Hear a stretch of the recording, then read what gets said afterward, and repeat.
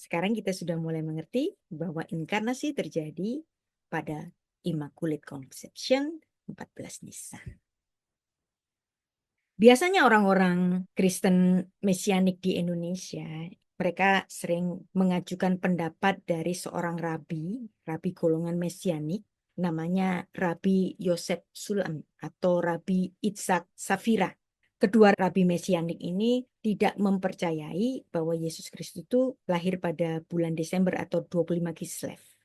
Ada yang memilih bahwa kelahiran Yesus itu pada hari raya panen Sukkot. Ada juga yang memilih kelahiran Yesus itu pada hari raya Rosh Hashanah. Saya tanya, Sukkot itu adalah hari raya panen. Rosh Hashanah itu adalah hari raya tahun baru.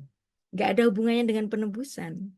Yang berhubungan dengan penebusan itu satu, hari raya Paskah, dua, hari raya Yom Kippur. Tapi Yom Kippur tidak masuk dalam 3 hari raya besar Shalosh Regalim. Yang masuk dalam 3 hari raya besar, bahkan yang terbesar adalah hari raya Paskah. Tapi nggak semua orang Yahudi Mesianik itu menolak 25 Desember atau 25 Kislev. Ada juga yang mengaitkan kelahiran Kristus itu dengan 25 Kislev atau hari raya Hanukkah. Misalnya di sini ada di laman Jewish Voice yang mereka merayakan kelahiran Yeshua pada hari raya Hanukkah. Nah, jadi kalau misalnya ada orang Mesianik bilang, wah kalau kita Mesianik nggak percaya Yesus Kristus lahir 25 Desember. Ya, Mesianik yang mana? Mesianik yang versi apa? Ya.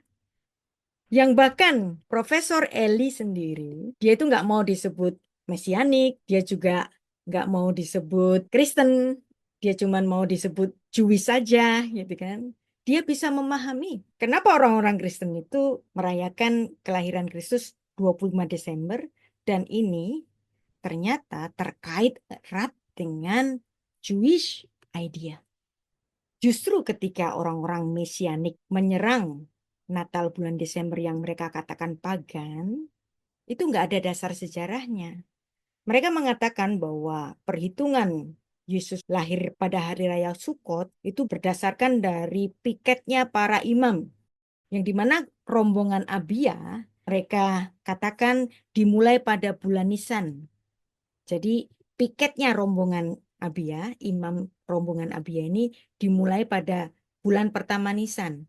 Tapi saya tanya, mana dasar Alkitabiahnya? Enggak ada. Dan mereka mengatakan setiap rombongan melakukan tugas 1 minggu dan seterusnya. Tapi di sini rombongan Abia memulai pelayanannya pada bulan pertama Nisan. Di mana? Enggak ada bukti sejarahnya. Nah, justru mereka yang berteriak bahwa Natal itu pagan itu nggak punya bukti sejarah, hanya tafsiran-tafsiran saja. Memang saya tidak melarang orang untuk bertafsir.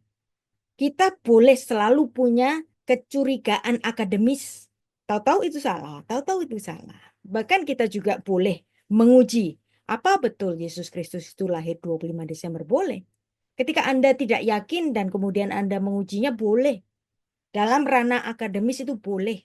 Bahkan ketika Anda menafsirkan Yesus Kristus itu lahir pada hari raya Sukkot, silahkan, saya tidak melarang. Ya, karena itu adalah produk tafsir. Tetapi jika orang-orang yang merayakan Natal pada bulan Sukkot kemudian menyerang Natal Desember adalah pagan, nah saya mengatakan bahwa itu nggak ada dasar sejarahnya. Justru itu berasal dari fitnah yang baru muncul pada abad ke-18 oleh seorang teolog Jerman, Paul Ernest Jablonski. Di Tanah Suci, kalau Anda pernah ke sana, di sini ada gereja Nativity di Bethlehem. Pada setiap Natal itu selalu dipasang pohon cemara dan selalu ada pawai. Sangat meriah sekali. Apakah mereka semua ini layak untuk dibodoh-bodohkan? Dan ini adalah pagan? Justru perayaan Natal 25 Desember itu berkaitan erat dengan Jewish idea. Bahwa apapun terjadi pada bulan Nisan, Yesus inkarnasi pada bulan Nisan, Yesus mati pada bulan Nisan, tepatnya tanggal 14 Nisan. Ada yang mengatakan, Natal itu nggak mungkin bulan Desember karena itu winter. Anda harus tahu, memang Israel itu lebih dingin daripada Indonesia. Tapi dinginnya Israel tidak akan lebih dingin daripada yang terjadi di Eropa. Jadi orang-orang yang mengatakan winter nggak mungkin ada Natal, nggak mungkin ada gembala keloyongan karena ada bersalju, itu pemikiran Eropa. Yesus bukan bule, Yesus bukan Eropa. Tidak lahir di Eropa, Yesus Kristus itu lahir di Bethlehem, di tanah suci Israel. Yang kalau kita lihat benuanya itu masih terhitung sebagai benua Asia. Jadi bukan benua Eropa. Dan kita harus ingat bahwa kekristenan tidak berasal dari Eropa. Yesus Kristus lahir sebagai orang Yahudi, orang Asia, orang Timur, bukan orang Barat. Maka kita harus membaca Alkitab kita tidak dalam mindsetnya orang Barat, tetapi dalam mindsetnya orang Semitik yang Timur. Anda lihat di sini Yerusalem, di sini dekat dengan Yordania. Ke selatan sedikit malah ke Saudi. Ke atas sedikit ada Syria, Damaskus yang lagi rame, ya kan? Ini ada di benua Asia, bukan Eropa, ya. Perhatikan, Yesus bukan orang Eropa. Dan Hanukkah diperingati 8 hari, dan ini juga ada di dalam catatan dari kitab tradisinya orang Yahudi, Ta'anit 6b, yang bahkan di dalam Talmud Ta'anit 6b ini, ya oke. Desember itu tidak sedingin terjadi di Eropa, tapi mungkin nggak sih ada hujan? Ternyata kadang-kadang di bulan Tevet ini tidak hujan. Maka para gembala itu bisa lalu lalang malam hari menggembalakan domba-dombanya. Mereka melakukan pekerjaan untuk melakukan penggembalaan pada domba-dombanya karena hari itu nggak hujan. Karena kadang-kadang pada bulan Tevet itu tidak turun hujan. Ini ditulis dalam kitab tradisinya orang Yahudi. Nah, kita perlu juga membaca kitab-kitab tradisi orang Yahudi bukannya untuk menambahkan firman Tuhan, bukan, tetapi untuk menilai atau meneliti latar belakang sejarah, latar belakang topologi dari wilayah tanah suci Israel, apa yang terjadi pada bulan Tevet. Ya, seperti di Indonesia itu kalau bulan Desember itu kan banyak hujan. Tapi ada waktu-waktu tertentu yang dimana bulan Tevet tidak hujan. Bisa nggak sih Tuhan itu membuat pada hari kelahirannya, jangan hujan dong. Maka kemudian para gembala itu bisa dengan leluasa untuk melakukan pekerjaannya menggembalakan domba pada bulan Tevet, Kislev, bulan-bulan Desember kalau dari kalender Gregorian internasional. Dan kalau kita lihat, sedingin-dinginnya yang terjadi di Bethlehem tidak sedingin yang terjadi di Eropa. Ya, ini adalah ramalan cuaca. Pada bulan Desember yang tertinggi itu 30 derajat Celcius, yang terendah 5 derajat Celcius. Nggak sampai 0, nggak sampai minus. Jadi nggak ada salju dong. Jadi kebanyakan bulan Desember di Bethlehem itu nggak ada salju. Kecuali ada cuaca ekstrim kiriman dari utara. Tiba-tiba ada salju, tapi itu nggak selalu. Dan mungkin nggak sih, seperti yang ditulis dalam Ta'anit pasal 6 ini, bahwa Tuhan bisa membuat bulan di mana dia lahir, itu tidak terjadi hujan, tidak terjadi salju. Mungkin nggak sih? Buktinya di tahun ini saja terendah untuk di Bethlehem itu 5 derajat Celcius. Jadi jangan menilai Alkitab Perjanjian Baru dan Perjanjian Lama dengan pemikiran Eropa. Yesus Kristus bukan orang Eropa, Yesus Kristus sama kayak kita orang Asia. Dan perhatikan, Hari Raya Kafir Dewa Matahari oleh Kaisar Aurelius itu baru muncul tahun 274. Itu adalah peringatan yang terjadi justru setelah tradisi yang dilakukan oleh orang-orang Kristen. Fitnahan dari Paul Ernest Jablonski tidak ada dasarnya kecuali kebenciannya kepada Katolik Roma dan Ortodoks. Perhatikan Protestanisme, ya nggak semuanya. Di antara mereka ada yang benci banget dengan Katolik dan Ortodoks. Jadi mereka melakukan apapun yang penting nggak sama dengan Katolik dan Ortodoks. Padahal mereka hidup di zaman ini dengan kalender yang diciptakan oleh gereja, yaitu Katolik Roma. Kalau kalender Gregorian, kalender Masehi, itu adalah kalender gereja. Gereja siapa? Gereja Katolik Roma.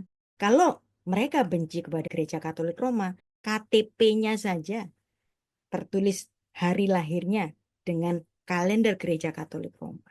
Nggak akan bisa lari dari sini. Ya, marilah kita menghormati saudara tua kita Katolik Roma dan Ortodoks. Nah, jadi kita lihat di sini ada church history yang dimana di sini Irenaeus, Hippolytus, Tertullianus tahun 220 itu sudah merayakan Natal 25 Desember. Baru kemudian Kaisar Aurelius pada 274 Masehi. Nah, baru kemudian ada seorang yang bernama Paul Ernest Jablonski abad ke-18 melakukan fitnah yang dibunyikan bertalu-talu, diulang-ulang setiap bulan Desember. Natal itu pagan. Padahal itu nggak ada dasar sejarahnya.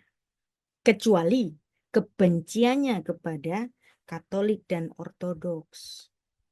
Kita tahu, oke, gereja-gereja masa lalu pernah melakukan kesalahan, oke.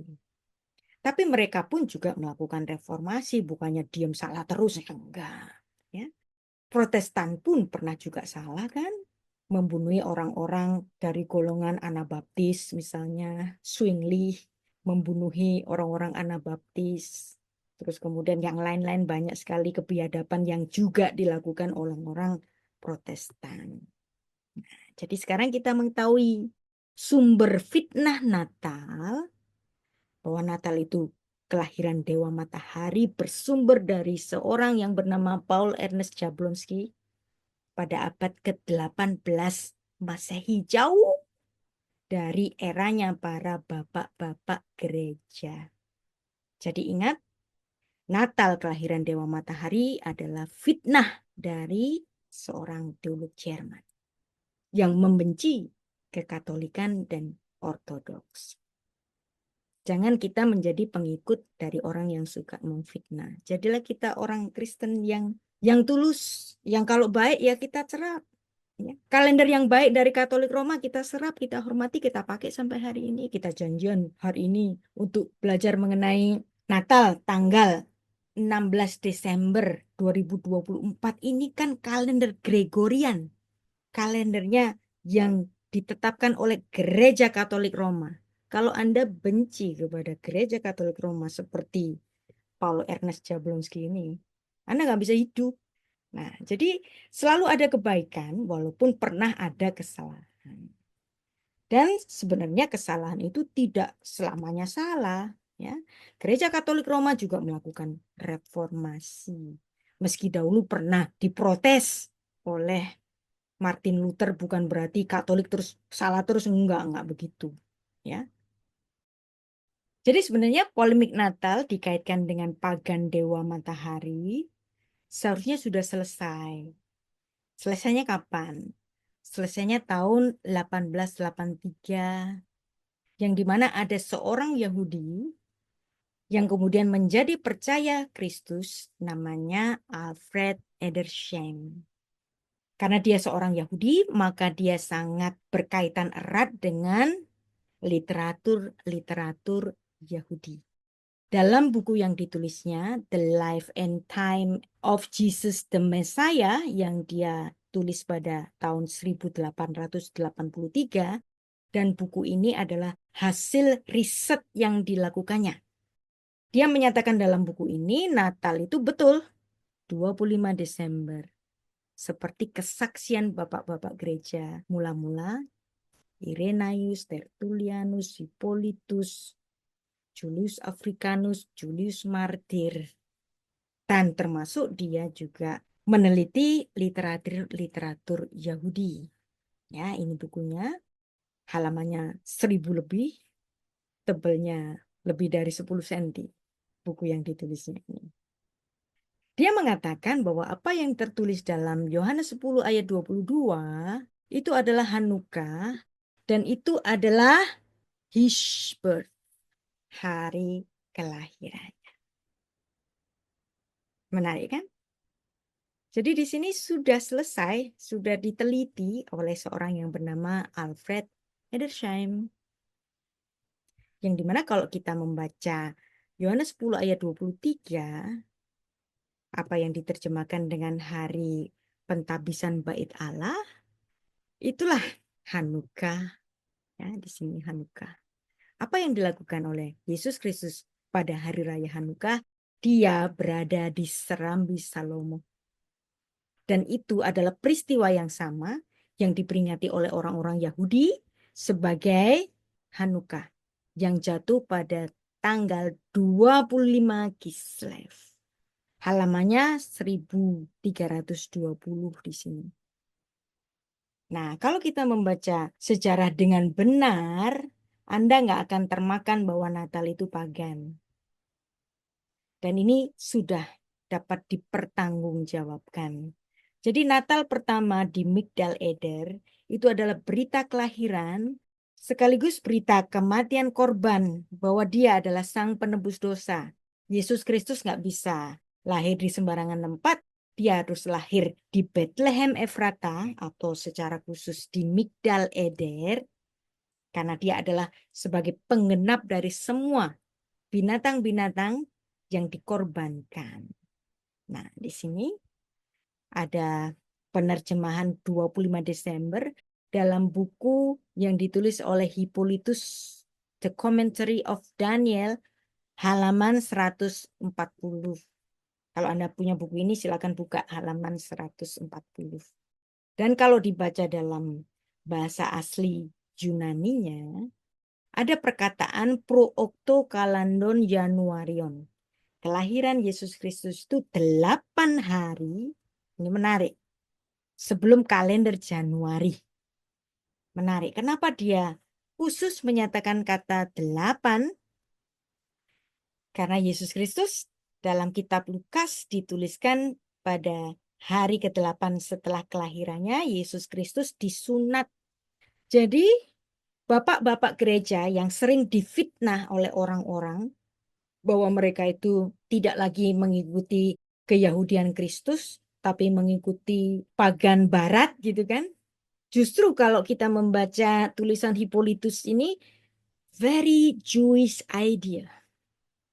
Dia tetap mengikuti Yesus yang dilahirkan sebagai seorang Yahudi, yang walaupun dia menulis dalam bahasa asli Yunani, tetapi secara khusus dia menuliskan bagaimana orang Yahudi itu menuliskan kelahiran seseorang. Bahwa kelahiran seseorang itu baru diperhitungkan pada hari saat dia disunatkan, di mana dia diberi nama saat itu. Perhatikan kalau 8 hari sebelum kalender Januari, itu jatuhnya 25 Desember. Maka kalau Anda membaca tulisan Hippolytus dalam terjemahan bahasa Inggris, Anda nemunya 25 Desember. Tapi bahasa aslinya nulisnya pro octo kalandon Januarion. 8 hari sebelum kalender Januari. Nah, kenapa sih kok dalam bahasa asli Hippolytus ini nggak secara gampang nulis 25 Desember aja? Kenapa dia kok nulis 8 hari sebelum kalender Januari? Karena angka 8 adalah angka penyunatan dan ini very Jewish idea. Nah, kalau kita hitung secara mundur ya, 1 Januari itu 2 Tevet. Nah, mundur 31, 1 Tevet. 30 Desember, 30 Kislev. 29 Desember, 29 Kislev. 28 Kislev. 27 Kislev. 25 Desember, 25 Kislev. Jadi, inilah juga sebagai bukti sejarah betul-betul Yesus menurut kesaksian dari para bapak-bapak gereja mula-mula abad kedua Masehi sebelum Kaisar Aurelius itu merayakan Hari Raya Dewa Matahari, Hippolytus sudah menyatakan Yesus Kristus lahir 8 hari sebelum kalender Januari, dan itulah 25 Desember. Termasuk Tertullianus yang ada dalam kupasan dari Profesor Elili Sorking Eisenberg tadi, bahwa 14 Nisan adalah hari inkarnasinya. Dan itu 25 Maret kalender Julian. Dan untuk hal ini ada hukum dui ganda saksi untuk pemahaman kita bahwa Yesus Kristus lahir 25 Desember. Sekarang kita belajar mengenai hukum dui ganda saksi. Apa itu hukum dui ganda saksi? Bahwa Alkitab itu mengajarkan. Bahkan ini yang diserap oleh hukum-hukum sipil dunia. Jadi hukum sipil dunia itu berdasarkan dari apa yang dituliskan oleh Musa. Sesuatu itu dapat dikatakan sebagai resmi, terpercaya jika ada dua saksi. Ya, satu saksi bukan saksi. Dan ini ditulis dalam Ulangan 19 ayat 15. Dan itu masuk dalam urutan mitzvot ke-27. Tidak memutuskan suatu kasus atas bukti dari seorang saksi. Harus lebih dari satu saksi. Mau 2 atau 3 atau 5 atau 10 nggak masalah. Yang penting lebih dari 1. Dan itu juga terkait dengan istilah hukum Latin ya, dalam bahasa Latin, yaitu unus testis, nullus testis. Satu testis bukan testis. Nah, jadi satu pernyataan, satu saksi bukan saksi. Bagaimana orang Kristen, kita orang Kristen yang merayakan Natal 25 Desember itu punya kesaksian Alkitabiah di mana kita menentukan tanggal 25 Desember. Ya, yang pertama, saya mengajukan kesaksian pertama dari Esra 7 ayat 8 sampai 10. Sumber protokanonik. Terus yang kedua, sumber Talmud Yahudi, sumber sejarahnya atau sumber antropologi budayanya, yaitu Ta'anit 29a ayat 10 sampai 12. Jadi di sini ada dua saksi. Yang pertama protokanonik, yang kedua adalah sumber dari kitab tradisinya orang Yahudi. Kitab sejarahnya orang Yahudi dalam Ta'anit 29a. Kenapa kok pernyataan dari Bapak Gereja Yesus Kristus lahir 25 Desember ini kita nyatakan benar? Ya, baik, kita mulai. Dalam 1 Tawarikh pasal 24 ada kelompok-kelompok kerja ritual, jadwal piket para imam dalam ibadahnya orang Yahudi. Kelompok pertama, jadwal piket pertama adalah kelompok Yoyarif. Kedua adalah Yedaya, ketiga adalah Harim, Seorim, Malkia, Miyamin, Hakos, Abia. Nah, ini Abia ini penting. Karena ini adalah rombongannya dari Imam Zakaria. Yoyarif adalah divisi pertama, rombongan pertama. Orang-orang Mesianik yang menolak Natal 25 Desember menyatakan bahwa rombongan pertama Yoyarif ini memulai pekerjaannya itu pada bulan Nisan. Bulan Nisan ini orang yang menganut bahwa Yesus Kristus lahir pada Hari Raya Sukkot.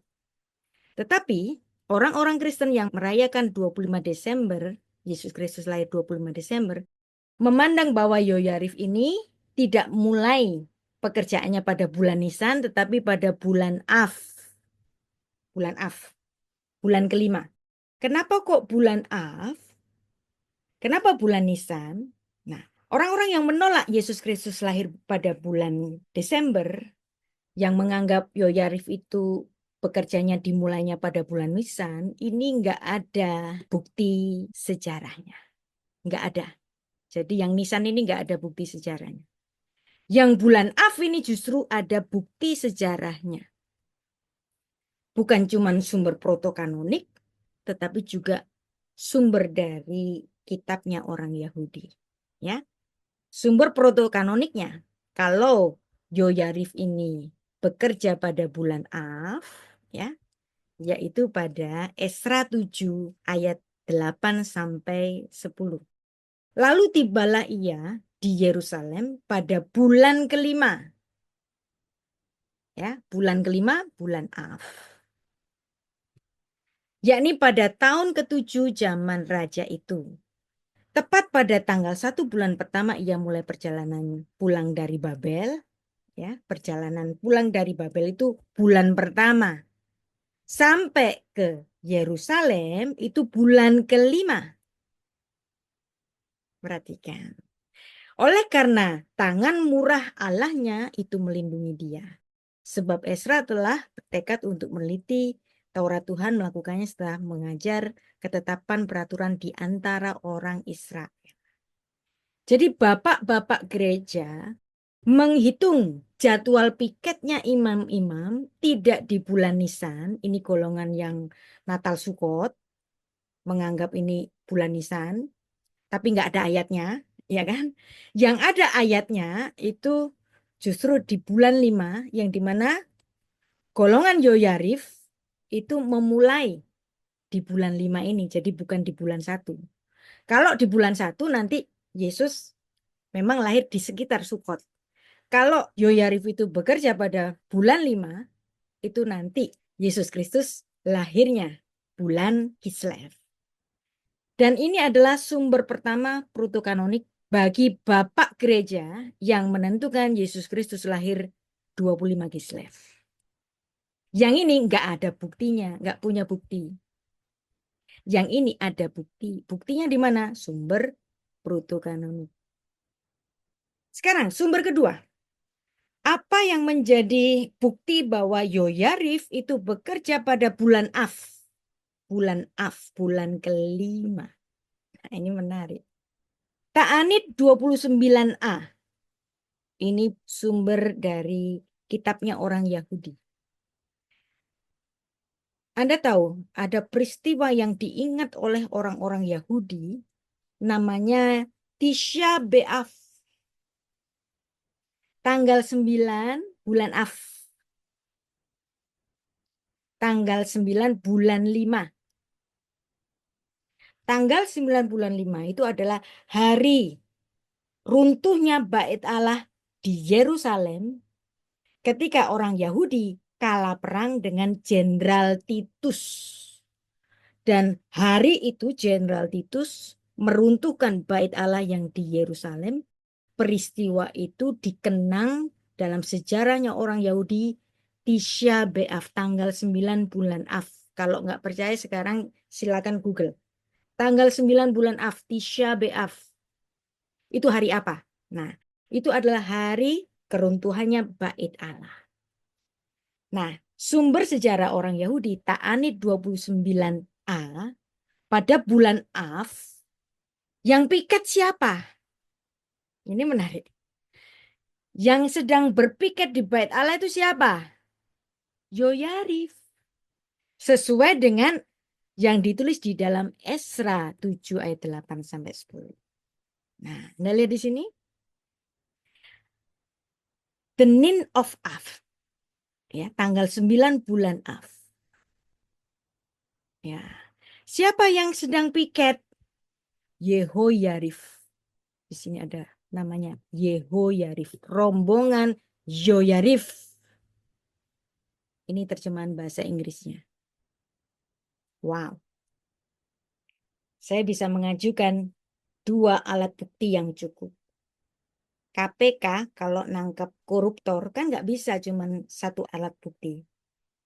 Ya kan? Harus 2 alat bukti yang cukup.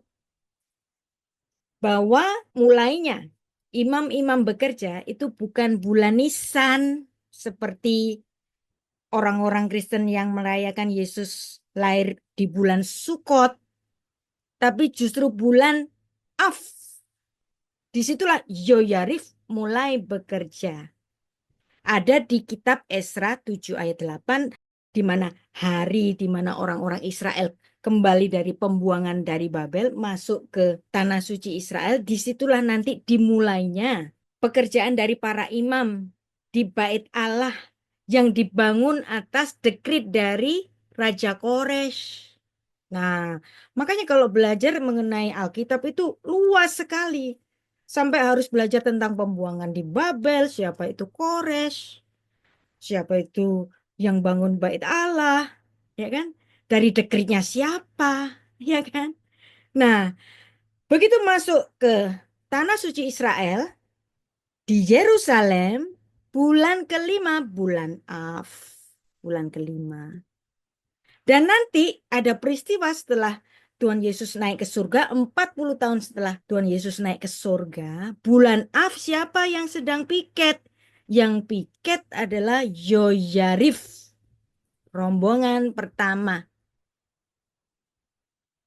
Jadi ada dua alat bukti yang dapat kita jadikan bukti bahwa hitungan dari bapak-bapak gereja mengenai 25 Kislev kelahiran Yesus Kristus dan juga ada di dalam penelitiannya Alfred Edersheim dalam bukunya The Life and Times of Jesus the Messiah. Nah, ada dua alat bukti di sini. Nah, jadi inilah hitungan yang benar bahwa rombongan piket harus dimulai pada bulan kelima, bukan bulan Nisan. Perhatikan di sini, Zakaria, bapaknya Yohanes Pembaptis, dia ada di dalam rombongan Abia. Rombongan Abia itu rombongan nomor berapa? Rombongan nomor 8. Maka pekerjaannya dari Zakaria ini setelah Yoyarif, Yedaya, Harim, Seorim, Malkia, Miyamim, Hakos, barulah rombongannya Zakaria. Nah, karena kita menghitung dari bulan Av dan kesaksian dari Talmud, Ta'anit 29a, bahwa Yoyarif adalah rombongan pertama yang memulai pekerjaannya pada bulan Av, maka di antara rombongan 1 sampai ke 8, rombongannya Zakaria, terdapat 2 hari raya penting, yaitu apa? Rosh Hashanah dan Yom Kippur, di mana semua imam akan tugas bersama-sama. Maka kalau dihitung, rombongan Imam Abia akan bertugas pada minggu ke-9, 8 plus 1, terhitung dari minggu kedua bulan Av, yaitu minggu ketiga bulan Tisri, yaitu hari raya Sukot 15 Tisri, sekitar itu. Nah, dari situ kita dapat melihat bahwa nanti bisa dihitung mulai bulan Tisri itu Imam Zakaria ini akan pulang ke Hebron setelah dia mendapatkan kabar dari malaikat itu, kemudian dia pulang ke Hebron, jalan kaki ke situ. Dia tidur dengan istrinya Elizabeth. Di masa tuanya ternyata Elizabeth kemudian bisa hamil dari situ. Nah, kemudian dihitung pula 6 bulan setelah kehamilan dari Elizabeth, ya di sini. Nah, 6 bulan kehamilan dari Elizabeth ya 1, 2, 3, 4. Nah, di sini yang dihitung oleh bapak-bapak gereja 25 Maret, bulan ke-6 kehamilannya dari Elizabeth, itulah Immaculate Conception, inkarnasi Yesus Kristus pada Erev Pesak, maka dapat juga dihitung nanti 9 bulan setelah 25 Maret, 25 Desember. Jadi di sini kita dapat membayangkan pemikiran dari bapak-bapak gereja justru very Jewish idea. Kalaupun bapak-bapak gereja selalu difitnah tidak mengikuti perhitungan Yahudi, justru Hippolytus dalam tulisannya itu very Jewish idea. Dia nulis tanggal kelahirannya Yesus saja bukan 25 Desembernya, tetapi 8 hari sebelum kalender Januari. Kenapa harus angka 8? Itu very Jewish idea. Karena angka 8 adalah hari penyunatan di mana seorang bayi disunat dan dia diberi nama, dan perhitungannya sebagai manusia dihitung ketika dia disunat dan diberi nama. Maka angka 8 menjadi angka yang penting dalam penulisan buku dari Hippolytus yang walaupun ditulis dalam bahasa Yunani, tetapi very Jewish idea. Jadi dari sini kita dapat melihat justru kesaksian dari bapak-bapak gereja itu benar adanya. Justru orang-orang yang anti Natal 25 Desember itu nggak punya catatan sejarah kecuali hanya bertafsir. Kalau mau bertafsir silahkan. Tapi seandainya mereka menuduh yang bukan-bukan bahwa Natal 25 Desember itu pagan, itu justru fitnah. Fitnah yang berasal dari Paul Ernest Jablonski. Dan kita hari ini membuktikan perhitungan dari bapak-bapak gereja itu benar.